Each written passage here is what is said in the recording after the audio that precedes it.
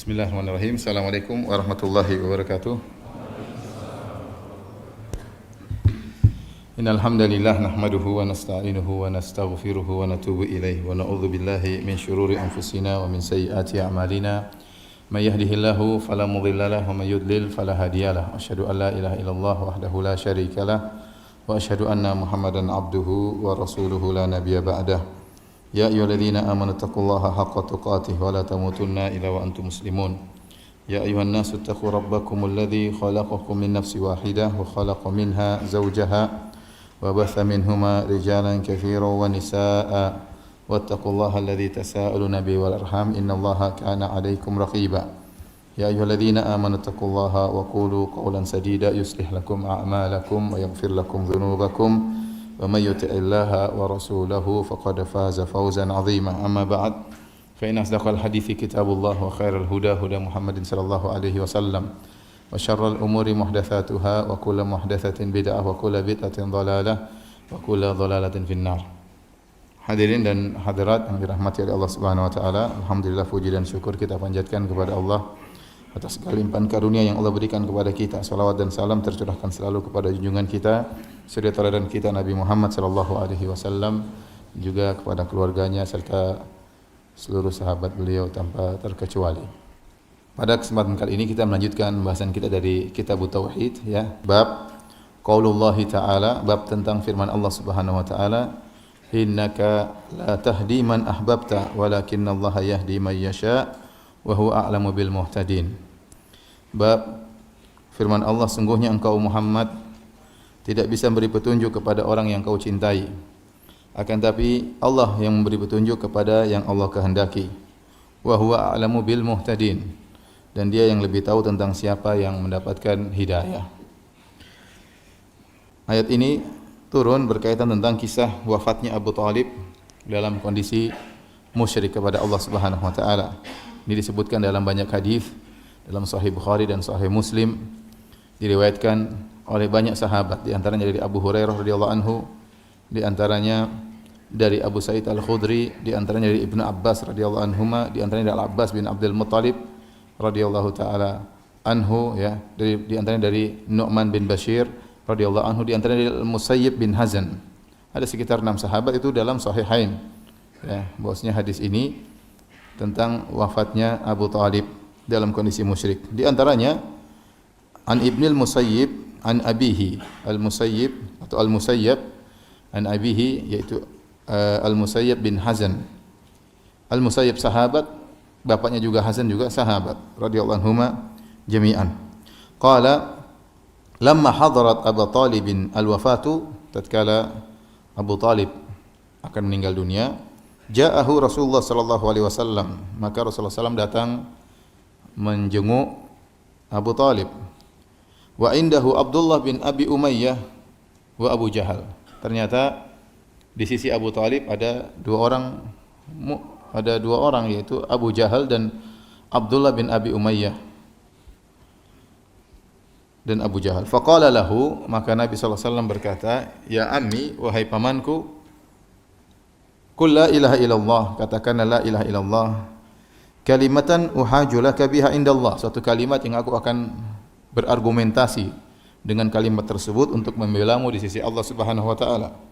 Faqala lahu, maka keduanya yaitu Abu Thalib dan Abdullah bin Abi Umayyah berkata, atarghabu an millati Abdul Muttalib, wahai Abu Thalib, apakah kau benci dengan agamanya bapakmu Abdul Muttalib?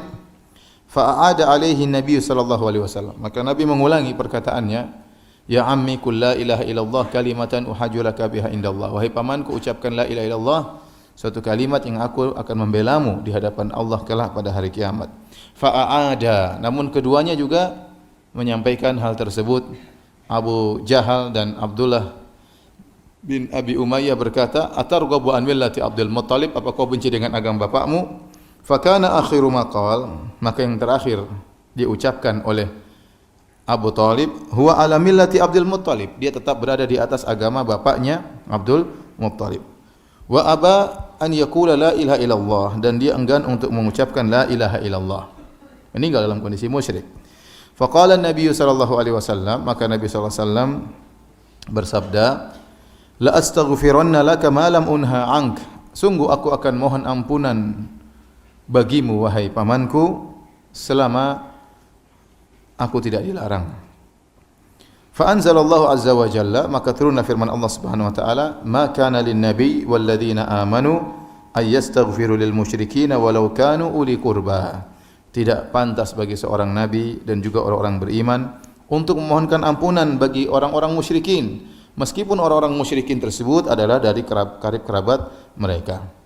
Wa anzalallahu fi Abi Talib, dan turun ayat khusus tentang Abu Talib, firman Allah, innaka la tahdi man ahbabta walakinallaha yahdi man yasha wa huwa a'lamu bil muhtadin.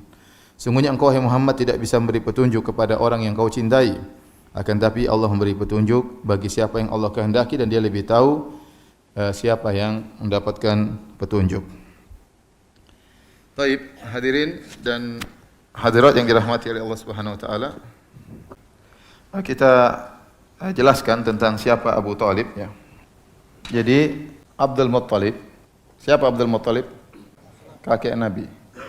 Dia menikah dengan beberapa wanita, di antaranya namanya ada yang namanya Fatimah. Kemudian ada 4 wanita yang lain ya. Di antara ada yang namanya Aminah ya. Kemudian ada yang namanya Natlah atau Nutailah Natlah ya. Kemudian ada yang namanya Halah ya. Kemudian ada satu lagi ya, ada sekitar 5 orang ya. Dari Fatimah maka lahirlah 3 orang anak. Az-Zubair, anak laki-laki maksudnya ya. Kemudian Abu Talib dan Abdullah. Adapun dari Aminah, Natlah dan Halah ya, Sofiyah ya. Maka lahir ya 7 orang anak lainnya ya, di antaranya ada namanya, dari sini semua lahir ada anak ya, di antaranya namanya Abu Lahab. Abu Lahab, ada namanya Hamzah, ada namanya Harith, ada namanya Abbas, ada namanya Muqawwam, ada namanya Hijil dan seterusnya. Satunya Hijil ya. Ada satu lagi. Intinya ada 10 anak. Dari sini kita tahu ya Abdullah anaknya siapa? Muhammad sallallahu alaihi wasallam. Abu Talib anaknya ada beberapa, ada anak laki-laki, ada perempuan 2, tapi yang laki-lakinya di antaranya yang pertama Talib, kemudian yang kedua Aqil, yang ketiga Ja'far, yang keempat siapa? Ali. Jarak antara mereka sekitar 10 tahun. Talib yang paling tua, maka dia kunyahnya Abu Talib. Kalau enggak salah namanya Abu Talib namanya Abdul Manaf. Tapi dia dikunyahnya dengan Abu Talib. Abu Lahab namanya Abdul Uzza. Ya, kalau ini Abu Talib namanya Abdul Manaf ya. Taib. Waktu Nabi sallallahu alaihi wasallam ya lahir dalam kondisi Abdullah sudah meninggal dunia ya. Ini semua ya paman-paman Nabi, waktu Nabi sallallahu alaihi wasallam menjadi seorang nabi, Haris sudah meninggal ya. Muqawwam juga sudah meninggal dan yang lain juga sudah meninggal ya. Yang masih hidup cuma Abu Talib, ini Zubair juga sudah tidak ada ya. Abdullah juga sudah tidak ada bapaknya waktu Nabi diangkat jadi Nabi. Tinggal 4 orang ini. Abu Talib, Abu Lahab, Hamzah sama Abbas. Paham? Jadi waktu Nabi diangkat menjadi seorang Rasul, tinggal 4 orang pamannya ini. Abu Talib, Abu Lahab, Hamzah, dan Haris. Taib, kita lanjutkan. Abu Talib, ya, ini kafir. Adapun Aqil semuanya masuk Islam ya. Yang pertama Ali, kemudian Ja'far, kemudian Aqil. Semuanya masuk Islam. Waktu Nabi SAW dilahirkan, maka ayahnya sudah tidak ada. Kemudian dirawat oleh ibunya siapa? Aminah bintu Wahab. Sampai Nabi berusia 6 tahun. Setelah itu Aminah meninggal dunia, Rasulullah SAW dirawat oleh kakeknya Abdul Muttalib. Sampai usia 8 tahun. Waktu usia 8 tahun, maka Abdul Muttalib meninggal. Maka kemudian Abdul Muttalib ya menyerahkan Nabi kepada pamannya Abu Talib. Abdul Muttalib atasnya siapa? Bin Hashim. Kemudian bin Abdul Manaf. Abdul Muttalib namanya siapa? Aslinya Syaibah. Hashim punya adik namanya Al-Muttalib. Ada beberapa saudara di antaranya Al-Muttalib. Baik. Kemudian Nabi SAW waktu berusia 8 tahun dipelihara oleh siapa? Abu Talib. Dari sini antum tahu bahwasanya Abu Talib sangat dekat dengan Abdullah. Kenapa? Karena Abu Talib dan Abdullah dari ibu yang sama. Paham? Adapun om-omnya Nabi yang lain, ya, dari ibu yang berbeda. Di sini ada 4 ibu, ya. 2, 3, 4. Punya anak ada sekitar 7, ya. Jadi dari om-om yang lain. Dari sini dia tahu betapa dekatnya Abu Talib dengan Abdullah dan betapa sayangnya Abu Talib dengan Muhammad sallallahu alaihi wasallam. Om-omnya juga semua sayang sama Nabi, semua sayang. Abu Lahab waktu Nabi lahir, Abu Lahab segera gembiranya Abu Lahab menyuruh budaknya Suwaibah untuk menyusui Nabi sallallahu alaihi wasallam. Karena bahagia lahir apa? Keponakannya. Tetapi yang paling sayang kepada Nabi adalah Abu Talib. Maka sejak usia 8 tahun Nabi dirawat oleh Abu Talib. Dan Abu Talib seperti bapaknya Nabi sallallahu alaihi wasallam. Karena kedekatan dan Abu Talib sangat sayang kepada Nabi sallallahu alaihi wasallam. Bahkan dalam sebagian riwayat disebutkan Abu Talib mengajak Nabi sampai bersafar jauh ke negeri Syam berdagang, mengajak siapa? Nabi sallallahu alaihi wasallam, ya. Sampai akhirnya Rasulullah SAW menikah dengan siapa? Khadijah. Waktu Nabi berusia berapa? 25 tahun. Setelah Nabi menikah dengan Khadijah, maka Nabi tinggal bersama Khadijah radhiyallahu taala anha. Dan Nabi sallallahu alaihi wasallam, ya, sayang kepada pamannya. Pamannya ini bukan orang kaya, Abu Talib ini bukan orang kaya, tetapi dia adalah pembesar Quraisy. Ya, dia pembesar Quraisy karena dia termasuk yang tua, ya, dibandingkan dengan paman-paman Nabi yang lain, ya. Abu Talib, ada Abu Lahab, ada Hamzah, Abbas. Hamzah dan Abbas ini kecil-kecil. Ya, masih sangat muda, hampir mirip umurnya dengan Nabi sallallahu alaihi wasallam. Yang tua Abu Talib dengan siapa? Abu Lahab. Dan dia pewaris Abdul Muttalib. Maka orang-orang semua mengagungkan Abu Talib. Paham? Karena dia dari anak Abdul Muttalib yang sudah tua, ya. Dan Nabi SAW waktu berusia muda, Nabi SAW membantu pamannya. Di antaranya Nabi menggembalakan kambing. Kuntu ar'a ghanam li ahli Makkah ala qararit. Atau kama qala Nabi SAW, aku dahulu menggembalakan kambing-kambingnya penduduk Mekah untuk mendapatkan upah dari mereka, ya. Jadi yang digembalakan bukan kambing-kambingnya Nabi, bukan juga kambing-kambingnya pamannya, tapi kambing-kambing orang-orang. Nabi gembalakan, kemudian dapat upah, Nabi membantu pamannya. Setelah Nabi menikah dengan Khadijah saudagar kaya raya, janda yang sangat kaya raya, dan seluruh hartanya dia berikan kepada Nabi sallallahu alaihi wasallam untuk berdakwah. Maka disebutkan dalam sejarah Nabi SAW bersama pamannya Abbas. Abbas ini juga orang kaya, paman Nabi yang kaya. Abbas ini kaya, ya. Maka Abbas dan Nabi SAW pergi ke Abu Talib, minta izin untuk membantu merawat anak-anaknya Abu Talib. Maka Ali diambil oleh Nabi SAW, Ja'far diambil oleh Abbas, Aqil tetap bersama Abu Talib. Aqil tetap bersama dengan siapa? Abu Talib. Ja'far diambil siapa? Abbas. Ali diambil siapa? Dirawat oleh Nabi sallallahu alaihi wasallam, ya. Kemudian Nabi tatkala diangkat menjadi seorang rasul tatkala berumur 40 tahun, ya. Maka orang-orang memusuhi Nabi sallallahu alaihi wasallam. Dan yang membela Nabi di antaranya adalah pamannya Abu Talib. Ada Abu Lahab sangat benci kepada Rasulullah sallallahu alaihi wasallam. Pamannya sendiri, omnya sendiri. Tapi ini om yang brengsek, ya.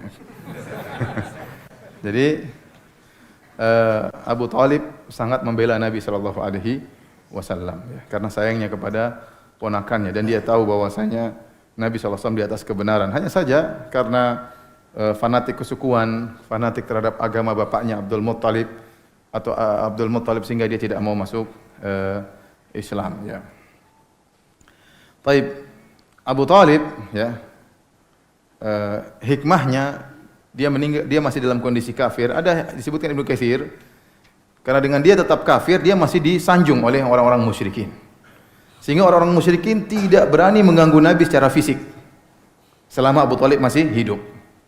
Adapun mengganggu Nabi dari perkataan dikatakan dukun, dikatakan pendusta, dikatakan kahin, dukun, dikatakan kadzdzab, pendusta, dikatakan sahir, penyihir, dikatakan mashur, dikatakan orang tersihir, dikatakan majnun, dikatakan orang gila, ya semua gelaran-gelaran, dikatakan sobi, orang yang keluar dari tradisi nenek moyangnya. Itu Nabi dapati. Tetapi gangguan secara fisik, dipukul, diinjak, dilempar, itu enggak.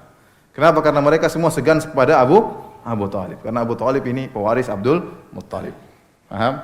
Ini di antara hikmahnya Abu Thalib tetap dalam kondisi kafir sampai meninggal dunia dalam kondisi kafir, ya. Seandainya Abu Thalib masuk Islam, maka orang-orang tidak akan hormat sama dia dan orang-orang akan berani mengganggu siapa? Nabi sallallahu alaihi wasallam secara fisik, ya. Dan Abu Thalib didakwahi terus oleh Nabi untuk masuk Islam, namun dia enggan untuk masuk Islam. Padahal dia sering menolong Nabi sallallahu alaihi wasallam sehingga akhirnya tatkala tiba akan wafatnya Abu Thalib. Sebagaimana tadi yang telah kita sebutkan, ya, dalam hadis, ya, kata dari siapa tadi? Al-Musayyab an abihi. Jadi hadis-hadis an Abi Musayyab bin Hazan.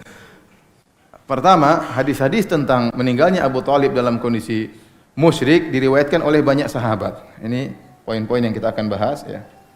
Pertama, hadis-hadis tentang wafatnya Abu Thalib dalam kondisi musyrik diriwayatkan oleh banyak sahabat. Dalam Sahihain itu maksudnya apa? Bukhari dan Muslim. Itu saja ada sahabat, di antaranya Al-Musayyab bin Hazan, kemudian Abu Hurairah, kemudian Abu Sa'id Al-Khudri, kemudian di antaranya Ibnu Abbas, kemudian Al-Abbas bin Abdul Muttalib, paman Nabi, kemudian Nu'man bin Bashir. Kenapa saya ingin menyebutkan para sahabat ini? Karena orang-orang Syiah, mereka menganggap Abu Thalib ini meninggal dalam kondisi Islam. Bahkan saya baca dalam sebagian buku mereka, kata mereka Abu Thalib lebih afdal daripada Abu Bakar dan Umar. Ya, jadi Abu Thalib lebih afdal daripada Abu Bakar dan Umar. Semua hadis-hadis dalam Sahih Bukhari Muslim mereka tolak dengan berbagai macam alasan. Di antaranya kata mereka, kenapa Abu Hurairah meriwayatkan hadis tentang wafatnya Abu Thalib? Wong Abu Hurairah saja masuk Islam baru tahun 7 Hijriah. Dia tentu tidak menghadiri wafatnya Abu Thalib, ya.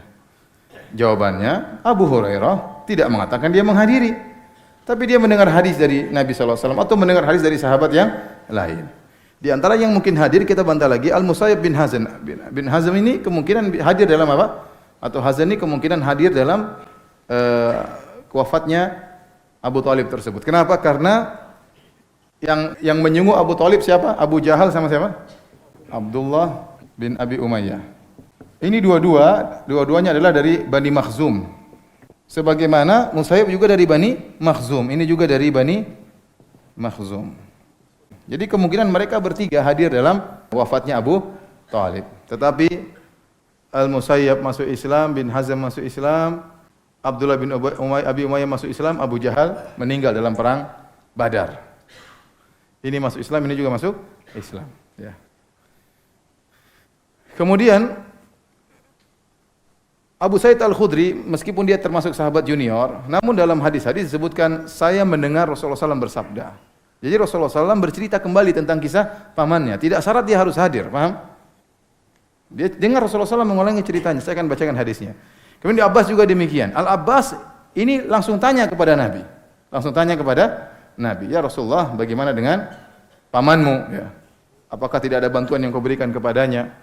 Dan antum perlu ingat, Ibnu Abbas dan Al-Abbas ini dari Ahlul Bait. Dari apa? Ahlul Bait. Siapa Ahlul Bait? Apa yang dimaksud dengan Ahlul Bait? Ada khilaf di kalangan para ulama. Ada yang mengatakan Ahlul Bait adalah Banu Hashim dan Banu Al-Muttalib. Semua anak-anaknya Muttalib juga Ahlul Bait, Banu Hashim juga Ahlul Bait. Apalagi ada dalil Rasulullah SAW yang menguatkan Banu Hashim Ahlul Bait. Kata Rasulullah SAW waktu ditanya siapa Ahlul Bait, kata Nabi, Alu Aqil, Alu Ja'far, Alu Ali. Keluarga Aqil, keluarga Ja'far, keluarga Ali. Dan semuanya dari Bani Hashim. Bani itu artinya anak-anak, paham? Ada yang mengatakan namanya Ahlul Bait adalah istri-istri Nabi dan anak-anak Nabi. Namun pendapat yang kuat, Ahlul Bait adalah orang-orang haram untuk mengambil sedekah, menerima sedekah, dan mereka adalah dari Banu Hashim. Dari Banu Hashim. Nah, dari Banu Hashim ini semua di bawahnya adalah Banu Hashim. Taib. Hamzah Ahlul Bait bukan? Hamzah, tapi Hamzah meninggal dunia. Yang masih hidup tinggal siapa? Abbas. Abbas punya anak, di antaranya Ibnu Abbas, di antaranya Fadl bin Abbas. Jadi Abbas ini termasuk Ahlul Bait. Ibnu Abbas juga termasuk Ahlul Bait. Dan mereka berdua dari Ahlul Bait, dan mereka yang meriwayatkan tentang pamannya Abu Thalib atau saudara kandungnya Abu Thalib yang meninggal dalam kondisi apa? Musyrik. Mana yang lebih tahu tentang meninggalnya Abu Thalib musyrik? Saudaranya atau bukan? Saudaranya, ya. Dia Ahlul Bait, dan dia yang meriwayatkan di antaranya Abu Thalib meninggal dalam kondisi musyrik. Sehingga pernyataan orang-orang Syiah bahwasanya Abu Thalib meninggal dalam kondisi Islam ini benar-benar batil dan bertentangan dengan hadis-hadis sahih. Ini semua dalam Sahih Bukhari dan Sahih Muslim. Belum lagi kalau kita buka dari literatur hadis-hadis yang lain, dan yang meriwayatkan banyak sahabat, ya. Kenapa mereka berusaha mengatakan Abu Thalib meninggal dalam kondisi Islam? Karena dia Ahlul Bait. Mereka tidak suka ada Ahlul Bait kemudian apa? Kafir. Kita bilang bagaimanapun Abu Lahab Ahlul Bait. Abu Lahab kafir atau tidak? Dalam Al-Quran kafir. Ya, mau diapain? Sekalipun Anda berhasil membela Abu Thalib, Anda tidak bakalan berhasil membela Abu Lahab. Kan dalam Al-Quran Allah mengatakan tabbat yada abi lahabi wa tabb. Ya, sungguh celaka kedua tangan siapa? Abu Lahab. Ma aghna anhu maluhu wa ma kasab. Tidak akan memberikan sesuatu pun kepada dia hartanya, tidak bisa membantu dia hartanya dan anak-anaknya. Sayasla naran dzata lahab. Dia akan masuk dalam neraka yang apinya menyala-nyala. Ini om Nabi. Ya. Tetapi dia ternyata masuk neraka Jahannam, ya. Yang Islam, Hamzah Islam, Abbas Islam. Adapun Abu Lahab dan Abu Thalib meninggal dalam kondisi musyrik. Baik, saya akan bacakan hadis-hadis tentang wafatnya Abu Thalib dalam kondisi musyrik, ya. Di antaranya dalam Sahih Muslim dari Al-Abbas bin Abdul Muttalib, Anil Abbas bin Abdul Muttalib, annahu qala, dia berkata, "Ya Rasulullah, hal nafa'ta Abu Talibin bi syai'in fa innahu kana yahutuka wa yaghdabu laka." Al-Abbas saudara kandungnya Abu Thalib, pamannya Nabi, sebagaimana Abu Thalib pamannya Nabi, Al-Abbas bin Abdul Muttalib juga pamannya Nabi. Maka dia bertanya, "Ya Rasulullah, apakah kau beri manfaat kepada pamanmu Abu Thalib sedikit manfaat pun? Tidakkah kau beri manfaat kepada pamanmu Abu Thalib sedikit pun? Bukankah dia waktu masih hidup dia membelamu, dia menaungimu, bahkan dia marah gara-gara membelamu?" Qala na'am, kata Nabi sallallahu alaihi wasallam, "Iya. Saya ada kasih manfaat buat dia." Apa itu? Huwa fi dhahdhahim min nar. Dia berada pada dhahdah min nar. Dhahdah itu adalah air yang mengalir atau berada di atas tanah, namun sangat pendek airnya. Cuma mengenai kaki atau di bawah telapak, di bawah mata kaki. Seperti kita melewati sungai air lagi surut atau lagi kita melewati air tersebut, namanya dhahdah, bukan air yang dalam tapi air yang apa? Yang rendah, ya. Tidak melebihi mata kaki. Itu namanya dhahdah. Ya. Jadi kata Nabi, dia itu Abu Thalib berada di neraka yang apinya neraka paling atas. Artinya neraka paling atas itu neraka yang paling ringan, ya. Semakin ke bawah semakin parah, ya.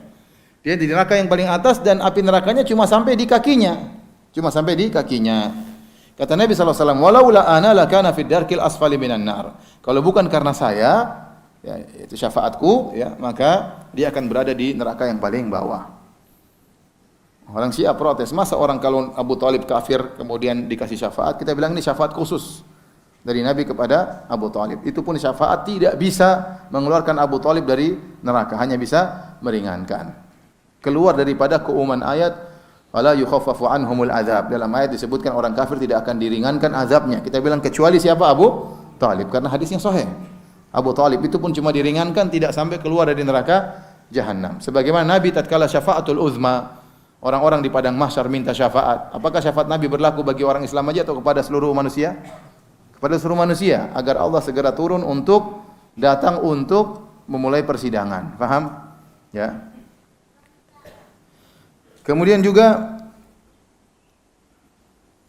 sama itu dari Abbas bin Abdul Muttalib, ya. Dari Abu Sa'id Al-Khudri radhiyallahu anhu. Abu Sa'id Al-Khudri sahabat junior. Jelas dia tidak hadir dalam waktu meninggalnya siapa? Abu Talib. Kalau Ibnu Abbas, Abbas bin Abdul Muttalib umurnya dekat dengan Nabi. Ya. Peristiwa wafatnya Abu Talib dia tahu tentunya. Itu saudara kandungnya, dia tahu. Ya. Enggak mungkin dibilang dia tidak tahu. Ya. Taib, kata Abu Sa'id Al-Khudri, anna Rasulullah sallallahu dzukira indahu ammuhu Abu Talib.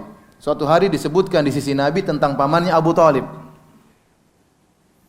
Faqala, maka Rasulullah SAW berkata, la'allahu tanfa'uhu syafa'ati yaumal qiyamah. Semoga syafaatku bermanfaat bagi dia pada hari kiamat.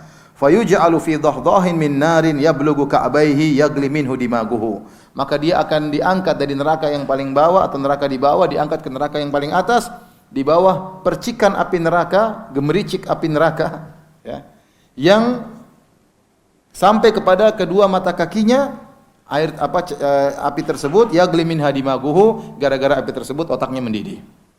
Gara-gara api tersebut otaknya mendidih. Jadi inilah ya bahwasanya nerakanya Abu Talib neraka yang paling ringan, ya. Inna adna ahli nari adzaban yanta'ilu bina'lain min nar yagli dimaguhu min hararatin alaihi. Sungguhnya orang yang paling ringan azabnya pada hari kiamat dia menggunakan dua sendal dari api neraka, maka kemudian otaknya apa? Mendidih, ya. Jadi ini di antara hadis-hadis ya yang menunjukkan bahwasanya Abu Talib di neraka jahanam dan dia meninggal dalam kondisi musyrik, maka tidak benar pernyataan orang-orang Syiah bahwasanya Abu Talib meninggal dalam kondisi Islam. Seandainya Abu Talib masuk Islam, kira-kira orang-orang musyrikin tahu atau tidak? Tahu. Dan dia pasti akan mereka langsung akan memukuli Nabi atau mungkin menghina Abu Talib sebagaimana mereka menghina Hamzah yang masuk Islam, ya, dan tidak dikenal mereka mencela Abu Talib, tidak ada. Tidak ada. Seandainya dia masuk Islam pasti terjadi heboh. Pasti kehebohan, ya. Mungkin mereka bilang, "Oh, Abu Talib menyembunyikan Islamnya." Ya, percuma seperti itu, ya. Enggak ada dalilnya dia menyembunyikan Islamnya, ya. Kemudian tidak pernah dilihat Abu Talib salat. Sahabat-sahabat lain mereka salat, ya. Jadi Abu Talib meninggal dalam kondisi musyrik, ya. Tidak benar bahwasanya Abu Talib meninggal dalam kondisi Islam. Taib. Hadirin dan hadirat yang dirahmati oleh Allah Subhanahu wa taala, ada beberapa faedah yang bisa kita ambil dari hadis ini, ya. Faedah-faedah, ya. Yang pertama, yang maksum hanya para nabi alaihimussalam. Adapun keluarganya, ahlul baitnya, keturunannya, orang tuanya tidak. Ya, tidak, ya. Contoh Nabi Muhammad, Nabi sallallahu alaihi wasallam. Pamannya kafir. Siapa paman yang kafir? Abu Lahab dan Abu Talib. Demikian juga kakeknya musyrik. Dalilnya apa? Karena Abu Jahal waktu mendakwahi Abu Talib dia mengatakan apa? Atarghabu an millati Abdul Muttalib. Kenapa kau tidak ikut dengan agama apa? Bapakmu Abdul Muttalib. Sebagaimana perkataan Abu Jahal yang paham bahwa agama kesyirikan orang Quraisy sama dengan agamanya siapa? Abdul Muttalib. Apa namanya? Atarghabu an millati Abdul Muttalib. Apakah kau benci wahai Abu Talib dengan agama bapakmu? Faham? Baik. Di antara contohnya Ibrahim alaihissalam. Bapaknya apa? Bapaknya kafir. Atasnya berarti. Bapaknya keluarga Ibrahim bukan? Ya, jelas keluarganya Ibrahim. Tapi bapaknya apa? Kafir. Taib. Contoh yang lain di antaranya Nabi Nuh alaihissalam. Istrinya dan anaknya, siapa kemarin anaknya? Kan'an atau Yam, ya. Istrinya apa? Kafir. Ini keturunan Nabi. Tapi istrinya apa? Istri dan anaknya kafir. Di antaranya Nabi Lut. Istrinya apa? Istrinya kafir. Di antaranya Nabi Ismail. Seluruh orang Quraisy keturunan Nabi Ismail, keturunan Nabi Ismail alaihissalam. Di antara Quraisy adalah Abu Jahal. Paham? Semua orang Quraisy keturunan siapa? Nabi Ismail. Berarti di antara keturunan Nabi Ismail ada yang Muslim, ada yang jadi Nabi Muhammad SAW, dan ada yang apa? kafir. Contohnya siapa? Abu Jahal ya. Semua yang meninggal, Abu Jahal, Abu Lahab, itu semua orang Quraisy. Itu semua keturunan siapa? Nabi Ismail alaihissalam. Contohnya lagi adalah Nabi Yakub alaihissalam. Semua Bani Israel, Yahudi, keturunan Nabi Yakub alaihissalam. Di antara Bani Israel adalah Yahudi di Israel sekarang. Paham? Semua Yahudi di Israel sekarang mereka mengaku keturunan Nabi Yakub. Apakah mereka Islam? Mereka beres? Brengsek semuanya di sana. Paham? Ini faedah saya dapatkan dari Al-Imam Syaukani rahimahullahu taala dalam tafsirnya. Bahwasanya yang maksum cuma para nabi, atas dan bawahnya tidak ada urusan. Bisa jadi soleh, bisa jadi enggak beres ya. Karena sebagian orang mulai mentakwil, mereka ingin, ini orang Syiah sebenarnya, syubhat ini orang Syiah, ingin menjelaskan bahwasanya seluruh nabi atas dan bawahnya beres, enggak ada yang enggak beres. Ya. Namun ini bahaya, akhirnya sebagian orang yang merasa, ini sebagian orang tidak semua, sebagian orang yang merasa keturunan nabi akhirnya merasa benar. Atau orang yang meyakini salah paham, meyakini seluruh keturunan nabi adalah maksum ya. Maksum. Oleh karenanya orang-orang Syiah menganggap 12 imam yang mereka yakini semuanya maksum. Itu keturunan Nabi SAW. Ya, dan ini salah, tidak benar. Kalau semua keturunan Nabi pasti benar, lihat. Berarti orang Quraisy harusnya semuanya masuk surga. Paham? Ternyata tidak semua keturunan Nabi masuk surga. Kalau semua keturunan Nabi pasti benar, berarti semua Yahudi sekarang pasti masuk surga. Semua Yahudi keturunan Nabi Yakub alaihissalam. Paham? Jadi kita tidak boleh berlebih-lebihan. Ya. Kita keturunan Nabi yang baik kita hormati, yang salah kita tegur. Yang salah kita tegur karena tidak ada yang maksum kecuali nabinya, bukan keturunannya, bukan atasnya. Paham? Karena sebagian orang mulai meragukan, kata mereka, Nabi Ibrahim yang kafir bukan bapaknya, pamannya. Tidak boleh di atas Nabi itu apa? Kafir. Terus Nabi Nuh, anaknya kafir. Oh bukan, ponakannya. Nanti digitu-gituin terus ya. Gitu-gituin terus, paham? Ditakwil-takwil. Ya sudah, enggak usah jauh-jauh ya. Nabi Ismail anak keturunannya di bawah ada Abu Jahal. Mau diapain? Ada Abu Lahab. Nabi Yakub anak keturunannya semuanya ada Bani Israel ya. Apakah semua mereka maksum? Jawabannya tidak. Dan kita dapati sekarang para habib ya, yang ada sekarang ada yang sunnah, ada yang Syiah. Ada yang Syiah benar. Habib itu banyak yang Syiah sih ngaku Habib, mereka Syiah. Nah, apa kalau semua keturunan Nabi benar, berarti kita membenarkan orang Syiah dong. Paham? Banyak orang Syiah yang mengaku mereka adalah Habib. Ada juga yang Sufi. Maka kita bilang yang maksum cuma nabinya. Adapun keluarganya tidak mesti maksum. Paham? Faedah yang kedua. Bahayanya teman yang buruk. Abu Thalib sih salah, gaulnya sama Abu Jahal. Bahaya teman, terutama tatkala saat-saat kritis ya. Jadi waktu Nabi mendengar pamannya Abu Thalib sakit, maka dia menjenguk pamannya Abu Thalib. Ternyata kawannya Abu Thalib juga sedang menjenguk orang sakit. Siapa? Abu Jahal sama Abdullah bin Abi Umayyah. Makanya jangan sembarang berteman. Teman itu punya pengaruh, baik perkara dunia maupun perkara agama. Ya. Maka Nabi SAW mengatakan,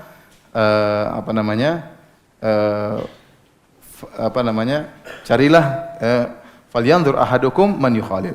Al-mar'u ala dini khalilihi. Seorang berdasarkan di atas agama temannya, kebiasaan temannya. Falyanzur ahadukum man yukhalil. Maka lihatlah seorang siapa yang akan dia jadikan sahabat. Teman, tidak sembarang orang jadikan teman. Kita baik sama semua orang itu bagus. Tapi untuk jadi teman tidak boleh sembarang orang. Wala tusahib illa mu'minan. Kata Nabi, jangan kau bersahabat kecuali orang yang beriman ya. Karena sebagaimana perkataan pepatah orang-orang Arab, as-sahibu sahib. Namanya sahabat itu akan menggeret. Kalau kita berteman dengan orang pasti terjadi proses sinkronisasi. Entah kita yang ikut dia, entah dia yang ikut kita. Kalau tidak terjadi adaptasi dan sinkronisasi pasti akan pisah. Maka ada penyesuaian antara satu dengan yang lainnya ya. Kalau ternyata dia baik, mudah-mudahan kita terbawa kepada yang baik. Tapi kalau dia nakal, dia buruk, kita bisa terbawa kepada yang buruk. Atau dia baik, kita nakal, dia yang terbawa kepada kita yang buruk. Jadi terjadi. Makanya tidak boleh kita berteman dengan orang yang buruk dan itu berbahaya. Betapa banyak teman beri pengaruh. Banyak orang bergaul dengan ahlul bidah akhirnya terpengaruh dengan syubhat-syubhat mereka. Hati-hati dalam bergaul. Adapun kita baik secara umum, kita baik secara umum, tapi masalah agama tidak boleh sembarangan ya. Kalau bergaul saja bisa mempengaruhi, apalagi belajar kepada orang yang menyimpang, bahaya ya. Maka kita akan dicikoki dengan syubhat-syubhat yang akhirnya kita bisa terpengaruh ya. Jangan coba-coba belajar sama orang Syiah, hati-hati ya. Akan terpengaruh. Bagaimanapun kita imannya lemah, kita enggak tahu tentang syubhat-syubhat dan kita terbawa dalam syubhat mereka. Baik, ya, kata Nabi sallallahu alaihi wasallam apa? Masalu al-jalisi salih was-su' kahamilil misk wa nafikhil kir. Perumpamaan teman yang baik dengan teman yang buruk seperti penjual minyak wangi dan apa? Pandai besi. Fahamilul misk, adapun penjual minyak wangi ya. Engkau mungkin dikasih hadiah dari dia ya. Wa imma antabta minhu, atau kau beli minyak wangi dari dia. Wa imman tajida minhu rihan thayyib, atau kau mendapati bau yang harum. Pasti ada manfaatnya, entah dapat hadiah, entah kita beli, entah dapat bau yang harum. Adapun wa amma nafikhul kir, adapun pandai besi, imma an yuhriqa thiyabak au an tajida minhu rihan khabithah. Entah alatnya bisa membakar baju kita karena kita bergaul di dekat api, atau ternyata kita mendapati bau yang buruk dari sisa, bau yang busuk dari sisa-sisa pekerjaan dia. Maka jangan, hati-hati yang bergaul dengan orang yang buruk. Faedah yang ketiga ya, bahwasanya ya hidayah di tangan Allah Subhanahu wa taala. Hidayah ada dua, namanya hidayatul irsyad dan kedua namanya hidayah taufik. Faedah yang ketiga ya, hidayah ada dua. Satu namanya hidayatul irsyad, yang satu namanya hidayah at-taufik. Adapun hidayah irsyad maksudnya memberi penerangan dan penjelasan. Maka yang bisa hidayah irsyad banyak ya. Para dai ya memiliki hidayah ini karena mereka bisa menjelaskan. Dan yang paling sempurna siapa? Nabi Muhammad sallallahu alaihi wasallam. Kata Allah Subhanahu wa taala, "Wa innaka la tahdi ila siratim mustaqim." Dan sungguh engkau wahai Muhammad, engkau benar-benar memberi petunjuk atau penerangan kepada jalan yang lurus. Kenapa Nabi yang paling sempurna? Karena Nabi SAW ya, Nabi sempurna dalam bahasa atau penyampaian. Dia adalah orang yang paling fasih, afsahun nas. Kemudian Nabi sempurna dalam kecerdasan. Dia sangat cerdas beliau. Kalau kita belajar sejarah, kita tahu bagaimana cerdasnya Nabi sallallahu alaihi wasallam, maka dia paling mampu menyampaikan terhadap orang-orang bagaimana cara menyampaikan yang paling baik. Dan dia sempurna dalam menyayangi dan mengasihi. Jadi tidak ada orang yang melewati Nabi dari tiga hal ini. Nabi sempurna dalam paling fasih bahasanya, paling pandai dalam menyampaikan, bahasanya sudah fasih, paling cerdas dalam menyampaikan, dan dia paling sayang, paling semangat, ansahun nas, orang yang paling ingin beri nasihat kepada manusia. Paham? Maka Nabi paling sempurna. Nabi paling sempurna dalam hidayatul irsyad. Tetapi hidayah taufik ini hanya milik Allah. Ini yang sering kita bilang, oh belum dapat hidayah, maksudnya. Ya. Belum dapat hidayah. Maksudnya belum dapat panggilan hati. Ini hanya milik Allah. Makanya dalilnya di antaranya Allah berfirman, ya, dalam pembahasan kita, innaka la tahdi man ahbabta. Engkau tidak memberi petunjuk, engkau wahai Muhammad tidak bisa memberi petunjuk kepada orang yang kau cintai. Dalam Al-Qur'an juga Allah berkata, laisa 'alaika hudahum. Bukan kewajibanmu mereka dapat hidayah. Allah juga firman, wa ma aktsaron nasi walau harasta bimu'minin. Wa ma aktsaron nasi walau harasta bimu'minin. Artinya apa? Kebanyakan manusia tidak beriman meski engkau sangat semangat agar mereka beriman. Contoh lagi firman Allah Subhanahu wa taala, laisa laka minal amri syai'un. Au yu'adzibuhum au yatubu 'alaihim au yu'adzibuhum fa innahum zalimun. Bukan urusanmu wahai Muhammad, Apakah mereka bertobat ya ataukah mereka diazab? Artinya mereka bertobat Allah kasih hidayah atau mereka tidak bertobat diazab, itu urusan siapa? Allah ya. Waktu Nabi mengatakan mendoakan keburukan kepada sebagian orang kafir, Allah Nabi sebutkan namanya. Kata Allah, itu bukan urusan. Masalah hidayah bukan urusan. Faham? Perhatikan di sini, Nabi sangat sayang kepada Abu Thalib. Kenapa? Abu Thalib itu seperti ayahnya sendiri. Seperti ayahnya sendiri. Banyak orang-orang hebat yang meninggal di zaman Nabi SAW dari orang-orang dekat Nabi. Namun Nabi tidak sesedih wafatnya Abu Thalib. Ya, Khadijah meninggal, Nabi sedih ya. Kemudian putra-putrinya meninggal juga, Nabi juga sedih. Pamannya Hamzah bin Abdul Muttalib sedih. Beliau meninggal, beliau juga sedih. Ja'far bin Abi Thalib meninggal, beliau juga apa? Sedih. Tapi paling sedih Abu Thalib. Kenapa? Abu Thalib ini seperti bapaknya sendiri. Yang lain-lain meninggal dalam kondisi Islam. Ya. Nanti ketemu Nabi di mana? Di surga insyaallah. Tetapi pamannya ini tidak, meninggal dalam kondisi kafir. Ini yang buat Nabi sangat sedih. Kalau orang-orang musyrikin saja, Nabi sedih mereka tidak masuk Islam karena mereka Quraisy, semuanya kerabat Nabi. Allah berfirman, "Wa anzir ashiratakal aqrabin." Wahai Muhammad, berikanlah peringatan kepada orang-orang terdekatmu, kerabatmu, yaitu orang-orang apa? Quraisy. Ya, maka Nabi bilang, "Ya Bani Abdul Muttalib," wahai anaknya Abdul Muttalib.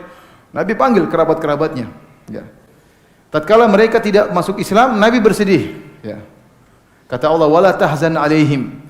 Jangan kau bersedih dengan mereka tidak masuk Islam, dengan atas mereka. Allah tidak mengatakan wala tahzan minhum. Jangan kau sedih dari mereka.